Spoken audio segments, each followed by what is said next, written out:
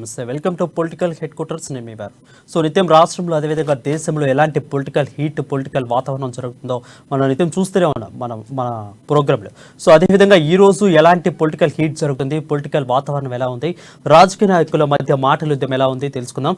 First మనం చూసుకున్నట్లయితే ఈ నెల 20న కొల్లాపూర్ సభకు పేరైతే ఖరారు చేశారు. సో ఆ సభకు ప్రజాభేరి అనే పేరునైతే నామకరణం చేశారు. ఈ సభ మహేష్ కుమార్ గౌడ్ నేతృత్వంలో 16 మందితో కూడిన కమిటీని ఏర్పాటు చేశారు. అయితే ఈ సభలో జూపల్లి కృష్ణారావు పార్టీ కండువా కప్పుకొనున్నట్లు తెలుస్తుంది. ప్రియాంక గాంధీ కూడా ఈ సభలో పాల్గొనున్నట్లయితే మనకు తెలుస్తుంది. దీని మీద పూర్తి అప్డేట్స్ మా ప్రతినిధి హరీష్ అందిస్తాడు. హరీష్, చెప్పండి, అసలు పాలమూరుకి ప్రజాపేరి అని పేరైతే ఖరారు చేశారు. ఎంతమందితో దీన్ని సమీక్ష నిర్వహిస్తున్నారు, ఎలా జరగబోతుంది ఈ సభ? Thank you Varun. ఏదైతే ఈ నెల 20న పాలమూరుకు సంబంధించి కొల్లాపూర్ లో కాంగ్రెస్ పార్టీ జూపల్లి కృష్ణారావు చేరిక కార్యక్రమం, ఈ కార్యక్రమంలో పాలమూరు ప్రజా పేరుకు నామకరణం అయితే నిర్ణయించారు. దీనికి సంబంధించి 2 లక్షల మంది సభకు వచ్చేలా కూడా టీపీసీసీ ఏర్పాటు చేసింది. ఈ సభకు పాలమూరు ప్రజా పేరుతో కూడా ఒక నామకరణం చేశారు. దీని సభ మొత్తం నిర్వహణకు 16 మందితో కూడిన TPCC working president Mahesh Kumar Goud నేతృత్వంలో కూడా 16 మందిని ఈ సభ నిర్వహణ కోసం కమిటీని నిర్ణయించారు. కమిటీ కూడా పూర్తిగా సభలు ఎలా నిర్వహించారు, సభకు సంబంధించిన అన్ని ఏర్పాట్లను కూడా ఈ కమిటీ చూస్తుంది. ప్రధానంగా చూడవచ్చు, ఏదైతే అక్కడ రాహుల్ గాంధీ భారత్ జోడో యాత్ర తర్వాత కూడా ఇక్కడ బహిరంగ సభలో కూడా పాల్గొనడం జరిగింది. ఈ నేపథ్యంలో కూడా తాజాగా ఏదైతే బీఆర్ఎస్ పార్టీ నుంచి వచ్చిన పొంగులేటి శ్రీనివాస్ రెడ్డి చేరిక విషయంలో కూడా అయితే ఖమ్మంలో కూడా భారీగా సభను ఏర్పాటు చేశారు. ఈ సభ కూడా భారీ ఎత్తున కూడా ప్రజలు కూడా భారీ ఎత్తున విశేష స్పందన వచ్చిందని చెప్పొచ్చు. ప్రధానంగా ఏదైతే బీఆర్ఎస్ పార్టీ చేస్తున్న వ్యతిరేక విధానాల గురించి పార్టీలో ఉన్న వాళ్ళకు పార్టీలో సరైన న్యాయం లేక పార్టీలో ఉండలేకపోయిన పొంగులేటి శ్రీనివాస్ రెడ్డి కావచ్చు, అలాగే జూపల్లి కృష్ణారావు కావచ్చు, పార్టీ వ్యతిరేక కార్యక్రమాలు పాల్పడుతున్నారని వాళ్ళను బహిష్కరించిన తర్వాత కూడా కాంగ్రెస్ పార్టీకి వస్తున్నట్టుగా తెలుస్తుంది. ప్రధానంగా ఇప్పటికే పొంగులేటి శ్రీనివాస్ రెడ్డి అయితే చేరిపోయారు. అలాగే జూపల్లి కృష్ణారావుకు సంబంధించి కూడా ఈ నెల 20వ తేదీన కొల్లాపూర్ లో ఈ బహిరంగ సభ నుంచి కూడా జూపల్లి కృష్ణారావు కాంగ్రెస్ పార్టీలో చేరిన నేపథ్యంలో ఈ సభకు కూడా ఏదైతే కీలక నేత ప్రియాంక గాంధీ, అలాగే ఏదైతే ఏఐసిసి అధ్యక్షుడు ఖర్గే కూడా రానున్నట్టుగా తెలుస్తుంది. ప్రధానంగా చూడవచ్చు, ఏదైతే ఇక్కడ ఇప్పటికీ రాహుల్ గాంధీ వరంగల్ సభ కావచ్చు, అలాగే ఖమ్మం సభ కావచ్చు, అలాగే ఏదైతే హైదరాబాద్ సభ కావచ్చు, ఈ 3 సభల్లో కూడా పలు డిక్లరేషన్లు కూడా ఇవ్వడం జరిగింది. ప్రధానంగా వచ్చే ఎన్నికల కాలంలో కూడా 4 నెలల కాలం ఉన్న నేపథ్యంలో కూడా ఏదైతే ఈ కొల్లాపూర్ సభకు కూడా అంటే గతంలో వరంగల్ సభ నుంచి రైతు డిక్లరేషన్ ఇవ్వడం జరిగింది. అలాగే ఏదైతే హైదరాబాద్ సభ నుంచి కూడా యూత్ డిక్లరేషన్ ఇవ్వడం జరిగింది. ప్రధానంగా ఏదైతే ఖమ్మం నుంచి కూడా ఖమ్మం సభ వేదికగా కూడా చేయూత పథకం ద్వారా 4,000 పెన్షన్ ఇస్తున్నట్టుగా కాంగ్రెస్ పార్టీ పలు పథకాలకు కూడా ఈ సభా వేదిక కూడా చెప్పడం జరిగింది. అలాగే వచ్చే ఏదైతే 20వ తేదీన కొల్లాపూర్ లో జరిగే ఈ సభకు ఎలాంటి హామీలు వస్తుంది, అలాగే ఎన్నికలు ఉన్న కాలంలో కూడా ఇప్పటికే వాళ్ళు డిక్లరేషన్లు ఇచ్చింది. అలాగే రైతులకు సంబంధించి ఏకకాలంలో రుణమాఫీ కావచ్చు, అలాగే 2 లక్షల రుణమాఫీ కావచ్చు, ఏదైతే ఇప్పుడు రైతు పెట్టుబడి సాయం కింద 15,000 పెంచుతామని కావచ్చు, అలాగే వ్యవసాయ కూలీలతో పాటు ఉపాధి హామీల అనుసంధానం చేస్తున్న రైతు డిక్లరేషన్ ఇవ్వడం జరిగింది. అలాగే యూత్ డిక్లరేషన్ సరూర్ నగర్ స్టేడియంలో జరిగిన సభలో కూడా రాహుల్ గాంధీ కూడా ఈ యూత్ డిక్లరేషన్ కూడా చేయడం జరిగింది. ప్రధానంగా ఏదైతే యూత్ కు సంబంధించి 2 లక్షల ఉద్యోగాలు, అలాగే జాబ్ క్యాలెండర్ 2 లక్షల ఉద్యోగాలతో పాటు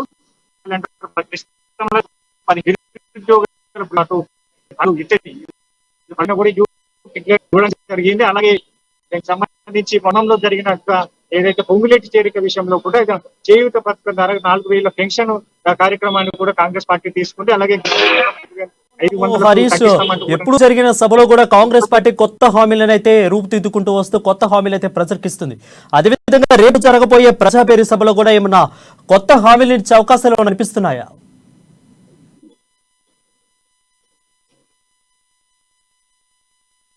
ప్రధానంగా ఏదైతే ఇప్పటికే ఈ సభకు సంబంధించి కాంగ్రెస్ పార్టీ ఇస్తుంది. రేపు జరగబోయే ప్రజా బేరీ సభలో కూడా కాంగ్రెస్ పార్టీ కొత్త హామీలను ఇచ్చే అవకాశాలు ఏమైనా కనిపిస్తున్నాయా? ఖచ్చితంగా ఉండొచ్చు. అంటే ఏదైతే ప్రధానంగా చూడొచ్చు, ఎన్నికల కాలంలో కూడా ఇప్పటికే టీపీసీసీ రేవంత్ రెడ్డి కూడా నిన్న కీలక వ్యాఖ్యలు చేయడం జరిగింది. సెప్టెంబర్ లోనే మేనిఫెస్టోను కూడా తీసుకొస్తామని కూడా చెప్పడం జరిగింది. ఈ నేపథ్యంలో వచ్చే ఎన్నికలకు ఏ విధంగా ఉండాలి, మేనిఫెస్టోలోని పలు అంశాలను కూడా ఈ వేదిక నుంచి, ఈ సభ నుంచే కూడా ముందుకు కొన్ని అంశాలను ప్రకటించే అవకాశం అయితే కనిపిస్తుంది. అయితే ప్రధానంగా ఈ సభ నుంచి కూడా అయితే ఖమ్మం సభకు ధీటుగా కూడా 2 లక్షల మందితో ఈ సభను ఏర్పాటు చేస్తున్నాం ఇప్పటికే జూపల్లి కృష్ణారావు గారు చెప్పారు. అలాగే జూపల్లి కృష్ణారావుతో పాటు ఎమ్మెల్సీ దామోదర్ రెడ్డి కూడా దీంట్లో భారీగా చేరికలు ఉన్న నేపథ్యంలో కూడా దామోదర్ రెడ్డితో పాటు సంబంధించిన జెడ్పీటీసీలు కావచ్చు, ఎంపీటీసీలు కావచ్చు, పలు టీఆర్ఎస్ నేతలు కావచ్చు, బీజేపీ నేతలు కూడా భారీగా చేరికలు ఉంటాయి. ఈ నేపథ్యంలో ప్రధానంగా చూడవచ్చు అయితే రేవంత్ రెడ్డి మేనిఫెస్టో కావచ్చు, ఇప్పటికీ టీపీసీసీ కూడా అయితే ప్రియాంక గాంధీని ఖర్గేను ఆహ్వానించేందుకు కూడా వచ్చే 2 రోజుల్లో కూడా ఢిల్లీకి వెళ్ళనున్నట్టుగా తెలిసింది. ప్రధానంగా ఢిల్లీకి వెళ్లి స్వయంగా కూడా ప్రియాంక గాంధీ మల్లికార్జున ఖర్గేను కూడా ఆహ్వానించేందుకు కూడా టీపీసీసీ ప్రయత్నాలు చేస్తున్న నేపథ్యంలో ఏదైతే వచ్చే 20వ తేదీన పాలమూరు బహిరంగ సభ వేదికగా కూడా పలు అంశాలపైన కూడా అంటే ఎలాంటి నిర్ణయం తీసుకుంటే అంటే మేనిఫెస్టో ఉన్న దానిపైన కూడా ముందుగానే కొన్ని అంశాలు ప్రకటించే అవకాశం కనిపిస్తుంది. అలాగే ఏదైతే దీనికి సంబంధించి సభకు సంబంధించి కూడా టీపీసీసీ కీలక నిర్ణయాలు అయితే ఈ సభ వేదికగా తీసుకొని ఉన్నారు. ప్రధానంగా ఎన్నికల శంకారావం అయితే గతంలో ఖమ్మం నుంచే పూరించినట్టుగా కూడా రేవంత్ రెడ్డి చెప్తున్నారు. ఈ సభకు ఎలా ఉండబోతుంది, అలాగే వచ్చే ఎన్నికల దృష్టిలో పెట్టుకుని ఈ చేరికల విషయంలో కూడా భారీగా చేరికలు ఉన్నాయి. అలాగే ఏదైతే బీఆర్ఎస్ పార్టీ నుంచి వస్తున్న నేత కాబట్టి ఇంకా చేరికలు ఉండబోతున్నాయి. ఈ నేపథ్యంలో పలు ఈ సభ వేదిక కూడా కాంగ్రెస్ పార్టీ పలు హామీలను అవకాశం అయితే కనిపిస్తుంది. ఏదైతే చూసుకున్నట్లయితే పొంగులేటి చేరిక తర్వాత అంతకంటే ముందు కూడా కాంగ్రెస్ నేతల మధ్య కొన్ని విభేదాలు ఉన్నాయి. పొంగులేటి శ్రీనివాసరెడ్డి చేరిక తర్వాత కూడా నేతల మధ్య విభేదాలు మనం చూస్తున్నాం. నిన్న రేవంత్ రెడ్డి ఎక్స్పెషల్లీ నేను చేసిన హాట్ కామెంట్స్ లో కూడా రేవంత్ రెడ్డి చెప్పేది ఏంది, నేను చెప్తే ఏంది, హైకమాండ్ చేయాలి, నేను రేవంత్ రెడ్డి కంటే సీనియర్ని, నా మాటే చెల్లుతుంది అన్నట్లు మాట్లాడారు. సో అదేవిధంగా పొంగులేటి జూపల్లి ఇద్దరు కూడా ఒకటే. సో జూపల్లి నెక్స్ట్ చేరిక తర్వాత పార్టీలు ఏమన్నా పరిణామాలు చోటు చేసుకునే అవకాశాలు ఏమైనా కనిపిస్తున్నాయా? ఖచ్చితంగా గతంలో కూడా కాంగ్రెస్ పార్టీకి సంబంధించి సీనియర్లు జూనియర్ రేవంత్ రెడ్డి ఎలాంటి విమర్శలు చేసినా కూడా ఇక్కడ రేవంత్ రెడ్డి పైన విమర్శలు చేస్తే రేవంత్ రెడ్డి కూడా పైన తిప్పికోటిగా నిబంధన చూస్తున్నట్టు రాష్ట్ర వ్యవహారాల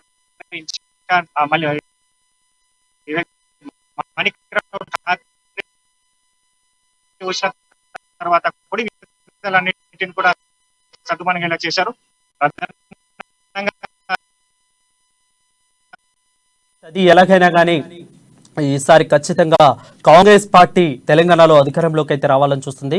కాంగ్రెస్ పార్టీలోకే కాకుండా యావత్ దేశంలో కూడా రావాలని అయితే చూస్తా ఉన్నట్లు తెలుస్తోంది. Thank you Harish for the clear updates. Next మనం చూసుకున్నట్లయితే ఈ నెల 30న సోలాపూర్ బీఆర్ఎస్ భారీ బహిరంగ సభ అయితే నిర్వహిస్తున్నట్లయితే తెలుస్తోంది. మహారాష్ట్రలో అయితే కాలు పెట్టి అడుగు మోపి ఎట్టగానే కానీ ఈసారి ఖచ్చితంగా మహారాష్ట్ర కూడా అధికారాన్ని ఛేదించుకోవాలని బీఆర్ఎస్ పార్టీ అయితే కసరత్తు చేస్తూ ఉంది. ఈ దశలోనే ఇదివరకే నాందేడ్, ఔరంగాబాద్, సర్కోలీలో అయితే భారీ బహిరంగ సభలు అయితే ఏర్పాటు చేసినట్లయితే మనకు తెలుస్తోంది. నాగ్పూర్లో కూడా పార్టీ కార్యాలయాన్ని ప్రారంభించారు బీఆర్ఎస్ అధినేత. అదేవిధంగా ఈసారి కూడా బహిరంగ సభకు దాదాపు 2 లక్షల మందిని సమీకరణ చేసే పనులు అయితే బీఆర్ఎస్ నేతలు ఉన్నట్లయితే తెలుస్తోంది. అయితే 3 ఎన్సీపీలు, ఎమ్మెల్సీలతో పాటు ఒక మాజీ ఎంపీ కూడా రేపు పార్టీలు చేరే అవకాశాలు అయితే కనిపిస్తూ ఉంది. సో ఈ పార్టీ యొక్క వ్యవహారాలన్నింటినీ కూడా మంత్రి హరీష్ రావు నేతృత్వంలోని బృందానికి అప్పగించినట్లయితే తెలుస్తూ ఉంది. నిమిద మరింత సమాచారం మా ప్రతినిధి రాజు అందిస్తారు. రాజు, చెప్పండి, ప్రస్తుత పరిస్థితి ఎలా ఉంది? బీఆర్ఎస్ ఖచ్చితంగా మహారాష్ట్రలో అయితే కాళ్ళు మోపి ఖచ్చితంగా అధికారాన్ని చేజిక్కించుకోవాలని చూస్తా ఉంది. వరుణ్, బీఆర్ఎస్ పార్టీ మహారాష్ట్రపై ప్రత్యేక దృష్టిని అయితే కేంద్రీకరించింది. గత మనం చూసుకున్నట్టయితే ఇదివరకే 3 భారీ బహిరంగ సభలు నిర్వహించడం జరిగింది. అక్కడ 3 భారీ బహిరంగ సభలు ఔరంగాబాద్, నాందేడ్ అండ్ సర్కోలీలో కూడా నిర్వహించడం జరిగింది. మనం రీసెంట్ గా కూడా చూసినట్టయితే సీఎం కేసీఆర్ దాదాపు 600 భారీ కాన్వాయ్ తో కూడా మహారాష్ట్రకు వెళ్ళడం జరిగింది. అక్కడ వివిధ దేవాలయాల సందర్శన కావచ్చు, వివిధ కార్యక్రమాల కోసం కావచ్చు, ఇవన్నీ చూస్తున్నట్టయితే మహారాష్ట్రపై ఒక ప్రత్యేకమైన ఫోకస్ పెట్టడం జరిగింది. ముఖ్యంగా ఏదైతే మనం పూర్వపు హైదరాబాద్ జిల్లా, ఏదైతే హైదరాబాద్ రాష్ట్రం ఉందో, ఈ రాష్ట్రం అంటే తెలంగాణ రాష్ట్రానికి బార్డర్ లో ఉన్న జిల్లాలపై మొదటగా దృష్టి పెట్టడం జరిగింది. సో అదే విధంగా ఇప్పుడు తాజాగా కూడా ఈ నెల 30న షోలాపూర్ లో ఒక భారీ బహిరంగ సభను నిర్వహించడానికి ప్లాన్ చేస్తా ఉన్నారు.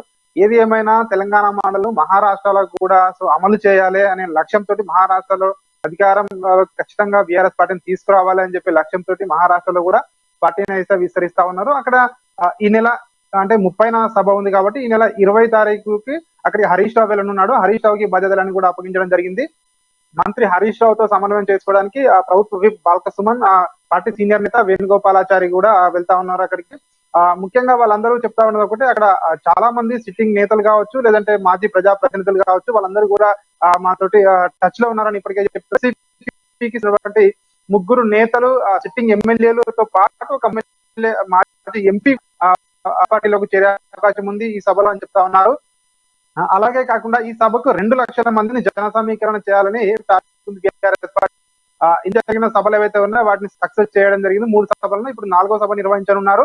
ఈ సభను ఖచ్చితంగా బీఆర్ఎస్ పార్టీ అయితే ప్రతిష్టాత్మకంగా తీసుకుంది. ముఖ్యంగా బీఆర్ఎస్ పార్టీ వర్గాలు ఒకటే చెప్తా ఉన్నాయి, ప్రస్తుతం మహారాష్ట్రలో ఉన్నటువంటి రాజకీయ పరిస్థితి అనిశ్చితిలో ఉంది. అక్కడ షిండే నాయకత్వంలోని ఉన్నటువంటి పార్టీలోకి రీసెంట్ గా ఎన్సీపీ లో కూడా చీలిక జరిగింది. ఇందులో నుంచి కొందరు నేతలు కూడా ఎమ్మెల్యేలు కూడా ఎన్సీపీ లో నుంచి వెళ్ళడం జరిగింది. అయితే ఇదే మంచి టైము బీఆర్ఎస్ పార్టీని విస్తరించడానికి అని చెప్పి కూడా భావిస్తా ఉన్నారు. అయితే అక్కడ ఈ చీలికలు ఏవైతే ఉన్నాయో, ఇదివరకు కూడా ఉద్ధవ్ ఠాక్రేకి సంబంధించినటువంటి పార్టీలో కూడా చీలిక జరగడం జరిగింది శివసేనలో. ఇప్పుడు ఎన్సీపీలో తాజాగా చీలికలు జరిగాయి. ఈ చీలికలతో పాటు మహారాష్ట్రలో కాంగ్రెస్ లో కూడా నిజం అనిపిస్తుందని చెప్తా ఉన్నారు. అక్కడ కాంగ్రెస్ పార్టీ కూడా యాక్టివిటీస్ ఏం చేయడం లేదు. సో ఇవన్నీ కూడా తమకు కలిసి వచ్చే అంశాలుగా బీఆర్ఎస్ పార్టీ భావిస్తా ఉంది. అంతేకాకుండా గ్రామ స్థాయి నుండి, ముఖ్యంగా గ్రామ స్థాయి నుండి కూడా పార్టీని పటిష్టపరచాలని చూస్తా ఉన్నారు. ఒకసారి మనం మహారాష్ట్ర పరిస్థితులను చూసినట్టయితే అక్కడ దాదాపు 288 అసెంబ్లీ స్థానాలు ఉంటాయి, 48 పార్లమెంట్ స్థానాలు ఉంటాయి. అంటే దేశంలో ఇదొక one of the largest state అని కూడా మనం చెప్పొచ్చు.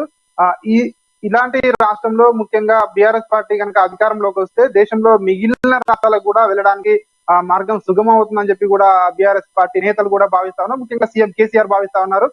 దానిలో భాగంగానే ఈ నెల 30న ఈ సభను ఏదైతే ఉందో దీనికి బాధ్యతలను హరీష్ రావుకి అప్పగించడం జరిగింది. ఆయన దాదాపు 10 రోజుల పాటు అక్కడే ఉండే అవకాశం ఉంది. ఈ నెల 20 తారీఖున ఇక్కడ నుండి ఆయన మహారాష్ట్రకు వెళ్తారు. దాదాపు 10 రోజుల పాటు కూడా అక్కడే మకాం వేసి అక్కడ స్థానిక బీఆర్ఎస్ నేతలతో పాటు వివిధ వర్గాలను కూడా ఆయన కలిసే అవకాశం ఉంది. ఇప్పటికే ఎన్సీపీకి సంబంధించిన అసమ్మతి నేతలు ఉన్నారో 3 ఎమ్మెల్యేలు, ఒక మాజీ ఎంపీ, వాళ్ళందరితో ఇప్పటికే బీఆర్ఎస్ పార్టీ సంప్రదింపులు అయితే పూర్తయ్యాయని చెప్పి మనకు తెలుస్తా ఉంది. ఆ సంప్రదింపుల అనంతరమే ఈ సభను కూడా కన్ఫర్మ్ చేసినట్టుగా కూడా చెప్తా ఉంది. అయితే ఈ సభను సోలాపూర్ లో ఏర్పాటు చేస్తా ఉన్నారు. అక్కడ తెలుగు వారు, మన ముఖ్యంగా తెలంగాణకు చెందిన కార్మికులు కావచ్చు, అక్కడ పనులకు వెళ్ళే కావచ్చు, అక్కడికి వలస వెళ్ళిన వారు ఎక్కువగా ఉంటారు. సో అక్కడ తెలుగు ఓటర్ల ప్రభావం కూడా ఎక్కువగానే ఉంటుంది. అందులో భాగంగానే సోలాపూర్ లో ఈ సభను ఏర్పాటు చేస్తా ఉన్నారు. అయితే సోలాపూర్ లో ఎగ్జాక్ట్లీ ఈ సభ ఎక్కడ అని చెప్పి ఇంకా కన్ఫర్మ్ అయితే చేయలేదు. ఎందుకంటే అక్కడ హరీష్ రావు వెళ్ళిన తర్వాతే ఆ సభ ఎక్కడ అని చెప్పి కన్ఫర్మ్ అవుతుందని చెప్తా ఉన్నారు. ఆయన వెళ్ళి అక్కడ స్థలాన్ని పరిశీలిస్తారు. ఈ నెల 20 తారీఖున వెళ్ళి అక్కడ సభను అక్కడ పరిశీలించే అవకాశం ఉంది. ముఖ్యంగా బీఆర్ఎస్ పార్టీ ఒకటే చెప్తా ఉంది, ఖచ్చితంగా మేము అక్కడ మహారాష్ట్రలో అధికారంలోకి వస్తాము. బీఆర్ఎస్ పార్టీ ఏదైతే ఇక్కడ తెలంగాణ రాష్ట్రంలో సంక్షేమ పథకాలు కానీ, అభివృద్ధి పథకాలు కానీ, ముఖ్యంగా రైతులకు కానీ మేము అందిస్తున్న బెనిఫిట్స్ ఏవైతే ఉన్నాయో మహారాష్ట్రం కూడా వెళ్ళాలి, ముఖ్యంగా దేశవ్యాప్తంగా కూడా వెళ్ళాలి. అందులో భాగంగానే ఒక్కొక్క రాష్ట్రంలో నుంచి కూడా అధికారంలోకి తీసుకొస్తాం ఖచ్చితంగా బీఆర్ఎస్ పార్టీని అని చెప్తా ఉన్నారు. అబ్ కీ బార్ కిసాన్ సర్కార్ అనే నినాదంతో ముందుకు వెళ్తామని కూడా చెప్తా ఉన్నారు. సో దానితో పాటు ఈ ఎవరైతే 3 ఎన్సీపీ నేతలతో పాటు మరొక 2-3 ఎమ్మెల్యేలు కూడా టచ్ లో ఉన్నారు. వారి కూడా సంప్రదింపులు త్వరలోనే పూర్తవుతాయని చెప్తా ఉన్నారు. అంటే మహారాష్ట్రలో ఈ నెల 30న సీఎం కేసీఆర్ బహిరంగ సభలో ఒక సంచలనం జరిగే అవకాశం ఉందని చెప్పి కూడా అక్కడ బీఆర్ఎస్ పార్టీ వర్గాలు కానీ, ఇక్కడ స్థానిక బీఆర్ఎస్ పార్టీ వర్గాలు కానీ విశ్లేషిస్తా ఉన్నాయి. ఇప్పటికే సంప్రదింపులు పూర్తయ్యాయి అని చెప్తా ఉన్నారు. అండ్ దీనిలో భాగంగా చూసుకున్నట్టయితే మనం నాగ్పూర్ లో కూడా బీఆర్ఎస్ పార్టీ ఒక కార్యాలయాన్ని కూడా ఏర్పాటు చేయడం జరిగింది. అంటే కార్యకలాపాల కోసం హైదరాబాద్ లోనే కాకుండా మహారాష్ట్రలో కూడా ఒక పార్టీ కార్యాలయం చూసుకున్నట్లయితే వచ్చే 4 లేదా 5 నెలలు, అంటే ఈ లోపే ముందస్తు ఎన్నికలు కానీ ఒకవేళ జరిగితే తెలంగాణ టీఆర్ఎస్ పార్టీ మీద కొంత ప్రభావం పడింది. అంటే ఓడినా కానీ గెలిచినా కానీ ఆ ప్రభావం అనేది నెక్స్ట్ వచ్చే సంవత్సరం అంటే 2024లో మహారాష్ట్ర అసెంబ్లీ ఎన్నికలు జరుగుతాయి. అంటే ఇక్కడ గెలిచినా ఓడిపోయినా కానీ ఆ ప్రభావం మహారాష్ట్ర మీద పడే అవకాశాలు ఎక్కువగా కనిపిస్తున్నాయా? ఖచ్చితంగా వరుణ్, ఎందుకంటే ఇక్కడ ఈ తెలంగాణలో గెలిచినా ఓడినా ఇవైతే ఖచ్చితంగా మహారాష్ట్రపై ప్రభావం చూపిస్తాయి. ఎందుకంటే మనం దీనికి ఉదాహరించాలంటే రీసెంట్ గా కర్ణాటకలో కాంగ్రెస్ పార్టీ ఘన విజయం సాధించింది. అక్కడ ఘన విజయం సాధించేందుకు అంతకు ముందు పరిస్థితుల్లో రాష్ట్రంలో ఒకసారి మనం చూసినట్టయితే పార్టీ కూడా తెలంగాణలో నిస్తేజంగా ఉంది. అప్పుడు బీఆర్ఎస్ వర్సెస్ బీజేపీగా ఉంది. సో పక్క రాష్ట్రంలో ఎప్పుడైతే అక్కడ అధికారంలోకి రాగానే ఇక్కడ ఉన్న పార్టీ శ్రేణుల్లో కానీ నాయకుల్లో కానీ ఏదైతే ఉత్సాహం వచ్చింది, నెక్స్ట్ ఇక్కడ కూడా ఖచ్చితంగా అధికారంలోకి రాబోతున్నామనే ఒక పాజిటివ్ సంకేతాలు ఏవైతే వచ్చాయో, సో ఇప్పుడు సేమ్ కూడా ఇక్కడ కూడా బీఆర్ఎస్ పార్టీ రాష్ట్రంలో ఒకవేళ మహారాష్ట్ర కంటే ఖచ్చితంగా ఇక్కడ మహారాష్ట్రలో 2024లో ఎలక్షన్లు ఉన్నాయి. ఇక్కడ 2023 లోపలే ఖచ్చితంగా ఇక్కడ ఎలక్షన్స్ అయిపోతాయి. దీని ప్రభావం ఖచ్చితంగా మహారాష్ట్ర ఎన్నికలపై ఉంటుంది. కానీ బీఆర్ఎస్ వర్గాలు ఏం చెప్తున్నాయంటే ఖచ్చితంగా ఈసారి ఎన్నికల్లో మేమే గెలుస్తాము, మూడోసారి గెలిచి హ్యాట్రిక్ కొడతాము. ఎందుకంటే మాది రైతు సంక్షేమ ప్రభుత్వం, ప్రజా సంక్షేమ ప్రభుత్వం. అది ఇంతకు ముందు చూసుకున్నట్టయితే 50 నుంచి 60 సంవత్సరాల పాటు వివిధ పార్టీలు పరిపాలించాయి. సో ఏ పార్టీకి సాధ్యం కాని పనులను కూడా మనం అమలు చేసుకున్నామని చెప్పి బీఆర్ఎస్ పార్టీలో సీఎం, ముఖ్యంగా సీఎం ఏదైతే రాజు చూసుకున్నట్లయితే శివసేన అదేవిధంగా ఎన్సీపీ ఈ ఇద్దరు పార్టీల చీలిక వల్లే టిఆర్ఎస్ అంటే బీఆర్ఎస్ కి కొంత తమకు కలిసి వస్తుంది, తమకు కొంత బలం చేకూరుతుంది అనే వార్తలు అయితే వినిపిస్తుంది. దీంట్లో ఎంతవరకు నిజం ఉంది? ఖచ్చితంగా వరుణ్, మహారాష్ట్ర రాజకీయాల అయితే ఒక సంక్షోభం నెలకొని ఉందని చెప్పవచ్చు. ఎందుకంటే మొదటగా చీలింది ఎన్సీపీని చీల్చడం జరిగింది, అక్కడ బీజేపీ చీల్చిందని చెప్పి చాలా విమర్శలు అయితే వచ్చాయి. కానీ బీజేపీ మాకు సంబంధం లేదని ఇదివరకే క్లారిటీ ఇచ్చింది. బట్ అది బీజేపీ చేసిందని చెప్పి కూడా చాలా మంది అంటా ఉంటారు. సో అక్కడ ముఖ్యంగా ఉద్ధవ్ ఠాక్రేకు సంబంధించినటువంటి ఏదైతే శివసేన పార్టీ ఉందో, ముందుగా శివసేన చీలిపోయి అందులో నుంచి ఉన్న వాళ్ళందరూ కూడా ప్రత్యేక వర్గంగా ఏర్పాటయ్యి బీజేపీతో కలిసి ప్రభుత్వాన్ని ఏర్పాటు చేయడం జరిగింది ఏక్నాథ్ షిండే నాయకత్వంలో.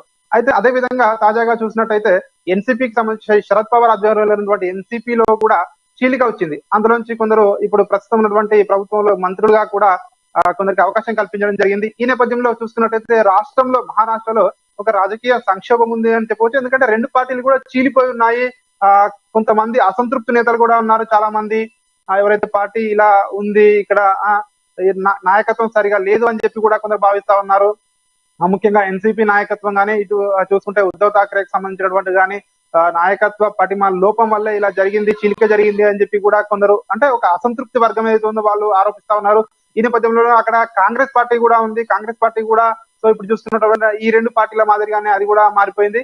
అయితే ఇదే మంచి సమయం అని చెప్పి బీఆర్ఎస్ ప్రభుత్వం కానీ, ఇక్కడ బీఆర్ఎస్ పార్టీ కానీ ముఖ్యంగా భావిస్తా ఉంది.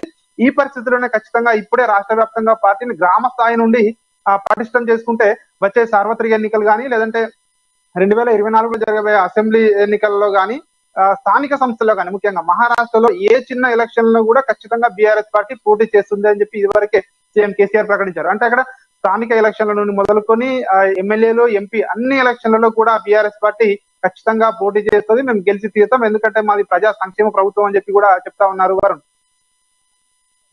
చూసుకున్నట్లయితే రాజు 3-4 సార్లు పైనే వీళ్ళు కేసీఆర్ గానీ, అదేవిధంగా నేతలు కానీ మహారాష్ట్రకి వెళ్ళారు. అక్కడ భారీ బహిరంగ సభలు అయితే ఏర్పాటు చేశారు. సో వాళ్ళు చెప్తున్న విషయం ఏంటంటే మాకు అక్కడ ప్రజాదరణ బాగా లభిస్తుంది, ఎమ్మెల్యేలు, ఎంపీలు కూడా మా దాంట్లో జాయిన్ అవుతున్నారని చెప్తా ఉన్నారు. సో ఈ విధంగా చూసుకున్నట్లయితే అక్కడున్న 288 అసెంబ్లీ స్థానాలు, 44 పార్లమెంటు స్థానాల్లో కూడా వాళ్ళు పోటీ చేసే అవకాశాలు ఏమన్నా కనిపిస్తున్నాయా? ఎస్, ఖచ్చితంగా వరుణ్. ముఖ్యంగా ఇంత ముందు 3 భారీ బహిరంగ సభలే నిర్వహించినప్పటికీ కానీ బీఆర్ఎస్ పార్టీకి మాత్రం ఒక పాజిటివ్ ఫీడ్బ్యాక్ అనేది వచ్చింది, అక్కడ నుంచి ప్రజల నుంచి కానీ, అక్కడ స్థానిక నేతల నుంచి కానీ. ఎందుకంటే సభ సక్సెస్ అయింది, చాలా మంది తెలంగాణ మోడల్ గురించి ఇక్కడ చర్చించుకుంటున్నారు అని చెప్పి వాళ్ళ దగ్గర ఫీడ్బ్యాక్ కూడా రావడింది. సీఎం కేసీఆర్ కూడా అక్కడ కొన్ని తాజాగా అంటే ఫీడ్బ్యాక్ ఎలా ఉంది అని చెప్పి దాని గురించి కూడా కొన్ని సర్వేలు నిర్వహించినట్టుగా కూడా తెలిసింది గతంలో. అయితే వాటన్నిటి సారాంశం ఒకటే వీళ్ళకి బీఆర్ఎస్ పార్టీకి చెప్పడం ఏంటంటే, ఏదైతే బీఆర్ఎస్ పార్టీకి అక్కడ మంచి ఆదరణ లభిస్తుంది. సో వచ్చే ఎన్నికల్లో ఖచ్చితంగా మనం కనుక పోటీ చేస్తే మనమే విజయం సాధించవచ్చు, కొద్దిగా గట్టిగా కష్టపడితే ప్రభుత్వాన్ని కూడా ఏర్పాటు చేయవచ్చు అనే ఆలోచనకైతే రావడం జరిగింది. అందులో భాగంగానే ఈ సభలు ఏవైతే ఉన్నాయో ఇవన్నీ నిర్వహిస్తా ఉన్నారు. మనం గతంలో కూడా చూసుకున్నట్టయితే గత నెలలో సీఎం కేసీఆర్ ఒక భారీ కాన్వాయ్ తో మహారాష్ట్రకు వెళ్ళడం జరిగింది. సో అప్పుడు కూడా అక్కడ మహారాష్ట్ర సీనియర్ నేతలైనటువంటి శరద్ పవార్ లాంటి వారు కానీ, మిగిలిన నేతలు కానీ కేసీఆర్ ను తీవ్ర స్థాయిలో విమర్శించడం జరిగింది. అంటే బీఆర్ఎస్ పార్టీ వాళ్ళు కూడా చెప్తున్నారు, అక్కడ ఏదైతే సీనియర్ నేతలు కానీ, పార్టీలు కానీ మమ్మల్ని విమర్శిస్తున్నాయంటే అంటే మేము వస్తున్నామంటే భయపడుతున్నారు. సో ఇదే బీఆర్ఎస్ పార్టీకి మంచి శుభ సూచకం అని చెప్పి కూడా పార్టీ సీనియర్ నేతలు కూడా ఇక్కడ చాలా సార్లు చెప్పిన పరిస్థితి ఉంది. సో ఈ నేపథ్యంలోనే మహారాష్ట్రలో సంస్థాగతంగా ముందు బలపడాలి అంటే క్షేత్రస్థాయిలో మెంబర్షిప్ కానీ, లేదంటే పార్టీ చేరికలు కానీ బలపడాలని చెప్తా ఉన్నారు. ముఖ్యంగా అక్కడ సర్పంచ్ మొదలుకొని కార్పొరేటర్ల వరకు కూడా మాజీ కార్పొరేటర్లు కానీ, మాజీ ప్రజాప్రతినిధులు కానీ అందరినీ కూడా ఆహ్వానిస్తా ఉన్నారు. మనం చూసుకున్నట్టయితే ప్రతిరోజు ఇక్కడ హైదరాబాద్ లో కూడా మహారాష్ట్ర నేతలు వచ్చి బీఆర్ఎస్ పార్టీలో జాయిన్ అవుతా ఉన్నారు. నిన్న కూడా సీఎం కేసీఆర్ సమక్షంలో మహారాష్ట్ర నేతలు జాయిన్ అయిన పరిస్థితి ఉంది. అంటే సంస్థాగతంగా మేము పార్టీ నిర్మాణం చేసుకుంటున్నాము, వచ్చే ఏ ఎన్నికలను కూడా వదిలిపెట్టాం, అన్ని ఎన్నికల్లో గెలుస్తామని చెప్తా ఉన్నారు. కానీ ఓన్లీ మహారాష్ట్ర పైనే ఫోకస్ చేసిందనే కొన్ని విమర్శలు కూడా వస్తున్నాయి వరుణ్. ఎందుకంటే పక్క రాష్ట్రమైన ఆంధ్రప్రదేశ్ కానీ, ఇటు చూసుకుంటే ఒరిస్సా కానీ, ఇటు కర్ణాటక కానీ ఈ పక్క రాష్ట్రాలపై ఎక్కడ కూడా ఫోకస్ చేయని బీఆర్ఎస్ పార్టీ ఓన్లీ మహారాష్ట్ర పైన ఎందుకు ఫోకస్ చేస్తున్నారు అంటే వేరే దగ్గర బీఆర్ఎస్ పార్టీకి ఆదరణ రాదా అని కొన్ని విమర్శలు వస్తున్నప్పటికీ బీఆర్ఎస్ పార్టీ అవన్నిటినీ కూడా పట్టించుకోకుండా తన పని తాను చేసుకుపోతుంది. కానీ ఈసారి మాత్రం 2 లక్షల మందిని సమీకరించే దిశగా అయితే అడుగులు వేస్తున్నారు. దానికి సంబంధించి ఒక భారీ బహిరంగ సభను నిర్వహించాలి. ఇది ఇంతకుముందు నిర్వహించిన 3 భారీ బహిరంగ సభల కంటే పెద్దగా ఉంటుందని కూడా చెప్తా ఉన్నారు వారు.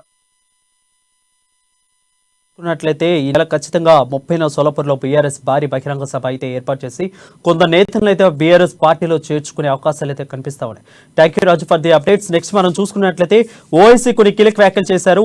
యూసీసీ పై మా అభిప్రాయాన్ని లా కమిషన్ కు చెప్పామని అంటున్నారు. అదేవిధంగా ప్రతి సాధారణ ఎన్నికలకు ముందు బీజేపీ యూసీసీని తెర మీదకు తెస్తుంది. ఇది రాజకీయ కోణంలో చూసుకున్నట్లయితే రాజకీయ లబ్ధిదారుల కోసం ప్రయత్నాలు చేస్తుందని అయితే ఓవైసీ చెప్పినట్టు మనకి తెలుస్తూ ఉంది. నెక్స్ట్ మనం చూసుకున్నట్లయితే సీఎం కేసీఆర్ యూసీసీని కూడా వ్యతిరేకిస్తున్నారు అని అంటూ ఉన్నారు. దేశంలో యూసీసీ అమలుకు సాధ్యం కాదని అయితే వార్త అయితే వినిపిస్తోంది. నెక్స్ట్ మనం త్వరలోనే ఏపీ సీఎం జగన్ కూడా కలుస్తామని ఓవైసీ అయితే చెప్తున్నారు. దీని మీద పూర్తి అప్డేట్స్ మా బ్యూరో చీఫ్ కృష్ణమూర్తి అందిస్తారు. కృష్ణమూర్తి చెప్పండి. Thank you Varun.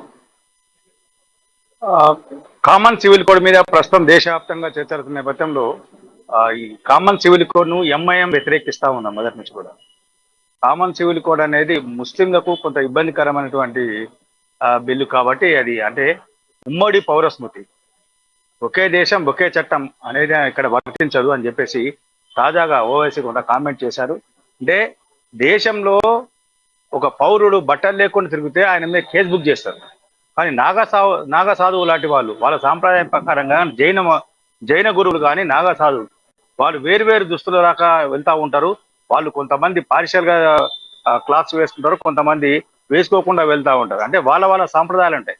ఈ నేపథ్యంలో యూసీసీని ఎలా అమలు చేస్తారు, ఎలా వస్తుంది అంటే అందరికీ ఒకే చట్టం, అందరికీ ఒకటే న్యాయం అనుకున్నప్పుడు ఎలా జరుగుతుంది? గోవాలో 30 సంవత్సరాలు దాటిన తర్వాత పెళ్ళైన తర్వాత 30 సంవత్సరాలు దాటితే పిల్లలు కలగకపోతే మరో వివాహం చేసుకునే హక్కు అక్కడి రాష్ట్ర ప్రభుత్వ చట్టం ఉంది చెప్తా ఉన్నది. అంటే ఇట్లాంటి అంటే వేర్వేరు రాష్ట్రాలకు వేర్వేరు చట్టాలు, వేరువేరు విధానాలు, వేరువేరు సాంప్రదాయాలు. అంటే ఒక మతానికి సంబంధించి ఒక కులానికి సంబంధించి ఒక సాంప్రదాయము, ఒక మతానికి సంబంధించి ఒక సాంప్రదాయము, ఒక ప్రాంతానికి సంబంధించి ఒక సాంప్రదాయము, మరో ప్రాంతానికి సంబంధించి మరో సాంప్రదాయం ఉంటుంది. ఈ నేపథ్యంలో దేశం అనేది ఎలా సాధ్యమవుతుంది? మేము లా కమిషన్ కు వినతిపత్రం సమర్పించాము. లా కమిషన్ లో మా ఒపీనియన్ పూర్తిగా చెప్పాం. అంటే మాకున్న అనుమానాలను నివృత్తి చేసిన తర్వాత యూసీసీ బిల్లును తీసుకొచ్చేందుకు ఎలా చేయబోతున్నారు అనే విషయాన్ని మాకు స్పష్టం చేసిన తర్వాత అభిప్రాయాన్ని సేకరించి మా వినతిలో విన్న తర్వాతనే దీన్ని ప్రవేశపెట్టండి మేము లా కమిషన్ అని చెప్పి చెప్తూనే కొద్ది రోజుల క్రితము సీఎం కూడా కలిశాను. కేసీఆర్ కలిసినప్పుడు ఆయన కొంత సానుకూలంగా స్పందించారు. అయితే పార్లమెంటరీ పార్టీ ఉన్నారు కేశవరావు, నామా నాగేశ్వరం పిలిచి దీని మీద పార్లమెంట్ లో వ్యతిరేకించాలి, పార్లమెంట్ లో ప్రత్యేకంగా ప్రస్తావించాలి. ఒకే చట్టం ఒకే దేశం అనేది ఎంతవరకు సాధ్యమవుతుంది, ఎలా సాధ్యమవుతుంది అంటే కేంద్రము స్పష్టంగా పూర్తి వివరణతో కూడినటువంటి వివరణ ఇచ్చిన తర్వాతనే దీనికి సంబంధించిన అంశం పైన ముందుకు వెళ్ళాలని చెప్పేసి కేసీఆర్ చెప్పారు. ఇదే అంశాన్ని పత్రిక కూడా ఆయన వెల్లడించాలని చెప్పారు. మరి త్వరలోనే ఏపీ సీఎం జగన్మోహన్ రెడ్డిని కలవబోతున్నాను. ఆయన అపాయింట్మెంట్ కోరాను. అయితే ఆయన అపాయింట్మెంట్ ఇచ్చినప్పుడు నేను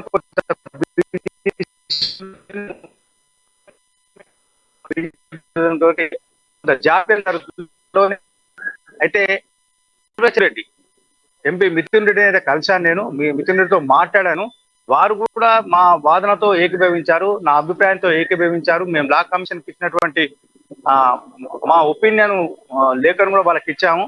ఆయన చూసిన తర్వాత ఒకసారి ఇది కరెక్ట్ గానే ఉంది, ఇది సబబే, మీరు చెప్పిన వివరణ కానీ మీరు చెప్పిన వాదన కానీ సరిగానే ఉంది, కానీ ఒకసారి సీఎం తో మాట్లాడడం రండి అని చెప్పారు, ఆహ్వానించారు. త్వరలోనే ఏపీ సీఎం కలుస్తాను, బిల్లు మీద మాకు అనుకూలంగా మద్దతుగా ఇవ్వమని కోరుతాను అని చెప్పారు. మరోవైపు తెలంగాణ సీఎం కేసీఆర్ కూడా తనతో కలిసి వచ్చేటువంటి పార్టీలు తనతో ఎవరెవరైతే కలిసి వస్తారో వాళ్ళతో మాట్లాడి పార్లమెంట్ లో బిల్లుకు వ్యతిరేకంగా పోరాటం చేసేందుకు కూడా మేము సిద్ధంగా ఉన్నామని చెప్పారు. ఏదైతే మొత్తంగా చూస్తుంటే ఓవైసీ మాట్లాడుతున్నటువంటి అంశాలను కానీ ఓవైసీ చెప్పిన విషయాలు కొంత చర్చనీయంగా మారే అవసరం ఉంది.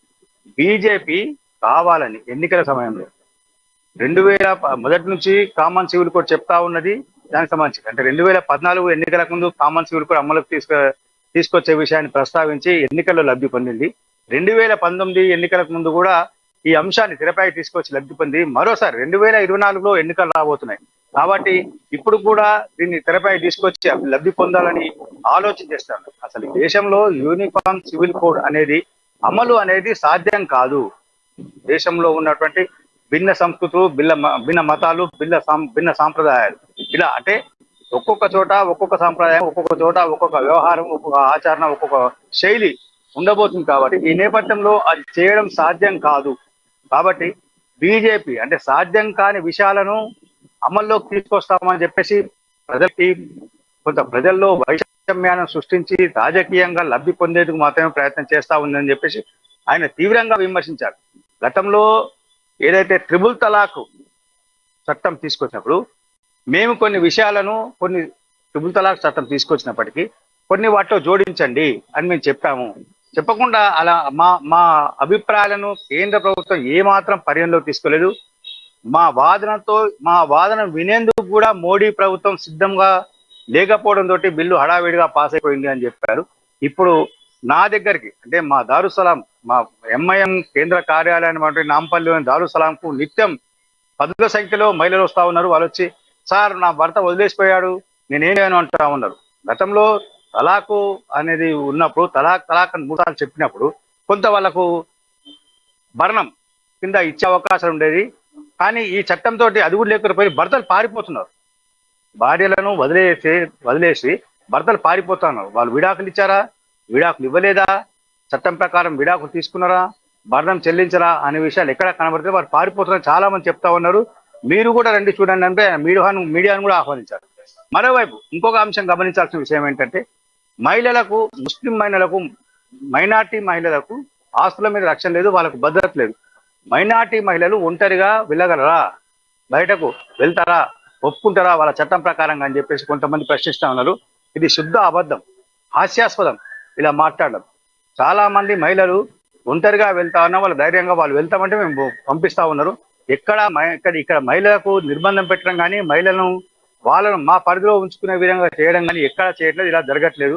కొంతమంది హిందూ మహిళలు ఏదైతే బీజేపీ అనుబంధ సంఘాలు కానీ బీజేపీ ఎన్డీఏ కూటమిలోని పార్టీలు చెప్తున్నటువంటి విషయంలో హిందూ మహిళలందరూ ఒంటరిగానే వెళ్ళగరా బయటకు, పురుషుల సహాయం లేకుండా. అంటే తమ్ముడు, అన్నను, భర్తను, తండ్రు ఎవరో ఒకరు తోడు లేకుండా వాళ్ళు వెళ్ళగలరా? ఇది బీజేపీ చెప్పగలరా, మోడీ చెప్పగలరా అని చెప్పేసి కూడా ఓవైసీ ప్రశ్నించారు. మరోవైపు మహిళలకు ఆస్తి హక్కు లేదు అనడంలో పూర్తిగా తప్పు. ఖచ్చితంగా హిందూ మహిళలకు ఉన్నటువంటి ఆస్తి హక్కులో కంటే ముస్లిం మహిళలకు ఆస్తి హక్కులు ఎక్కువ హక్కులు ఉన్నాయి. ఆస్తిలో వాళ్ళకు 10 రకాలైనటువంటి ఆస్తి హక్కులు మహిళలకు పొందగలుగుతున్నారు. ముస్లిం చట్టం ప్రకారంగా, మైనార్టీ చట్టం ప్రకారంగా ముస్లిం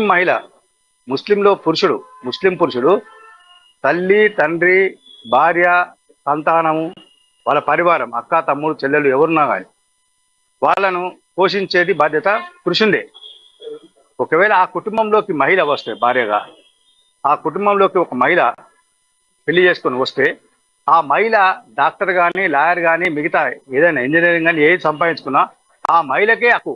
ఇక్కడ మిగతా అత్తవారి కుటుంబ సభ్యులు మహిళ సంపాదన మీద అడిగే హక్కు లేదు, వాళ్ళకు ఏమాత్రం హక్కు లేదు. ఇవన్నీ తెలుసుకోవాల్సిన అవసరం ఉంది. ఇవన్నీ మరుగున పడే యూసీసీని తీసుకొచ్చి మహిళలకు హక్కులు కల్పిస్తాము, మైనార్టీ మహిళలకు హక్కులు కల్పిస్తాము, బురకా లేకుండా మహిళలకు బయటకు రాలేరు కాబట్టి వాళ్ళను మేము స్వేచ్ఛ కల్పించేందుకు ప్రయత్నం చేస్తా ఉన్నాము అని చెప్పి తప్పుడు ప్రచారం చేస్తూ ఒక భయానక వాతావరణం సృష్టించి చేస్తా ఉన్నారు. ఇదంతా తప్పు. కావాలని ఓట్ల కోసము బీజేపీ ప్రభుత్వం మరోసారి యూసీసీని చట్టంగా తీసుకురావడానికి ప్రయత్నం చేస్తా ఉన్నది. కానీ ఇది అమలయ్యే స్థితి లేదు. దేశంలో ఉన్న పరిస్థితిలో ఇది అమలుకు చాలా కష్టమవుతుంది, చాలా ఇబ్బందులు ఎదురవుతాయి ఈ అమల్లో. ఇప్పటికే ట్రిపుల్ తలాక్ చట్టం తీసుకొచ్చి కేంద్ర ప్రభుత్వం చేతులు కాల్చుకున్నా అని భావిస్తా ఉన్నది. ట్రిపుల్ తలాక్ చట్టంతో ఈ చట్టాన్ని తీసుకొస్తే మరింత ఇబ్బందులు పాలవడం తప్ప మరొకటి లేదు. ప్రజల్లో వైషమ్యాలు, వర్గ విభేదాలు ఇవి తీసుకొచ్చి ఓట్లను దండుకునేందుకు మాత్రమే బీజేపీ ప్రయత్నం చేస్తా ఉన్నది. యూసీసీ పైన మేమంటే ముస్లిం పర్సనల్ లా బోర్డు వినతి పత్రాన్ని లా బోర్డు పరిశీలించి ఆ లా బోర్డు చూసిన తర్వాత మా అంశాలను పరిగణలోకి తీసుకొని దాని మీద పూర్తి స్థాయిలో అధ్యయనం చేసేందుకు ఉన్నత స్థాయి రైట్ థ్యాంక్ యూ కృష్ణమూర్తి. అది మనం చూసుకున్నట్లయితే యూసీసీకి ఓవైసీ అయితే అడ్డంకులు అయితే చెప్తా ఉంది. సీఎం కేసీఆర్ కూడా యూసీసీని వ్యతిరేకిస్తున్నారు. త్వరలో జగన్మోహన్ రెడ్డిని కూడా మేము కలిసే అవకాశాలు ఉన్నాయి. ఈ దేశం మొత్తం కూడా సాధ్యం కాదు, అమలు కావటం సాధ్యం కాదు అని అయితే ఓవైసీ చెప్తున్నారు. ఇది వాళ్ళ పొలిటికల్ హెడ్ క్వార్టర్స్. మరొక పొలిటికల్ హెడ్ క్వార్టర్స్ మళ్ళీ కలుద్దాం. అంటే నేను చూస్తూనే ఉన్నాడు అమ్మా న్యూస్.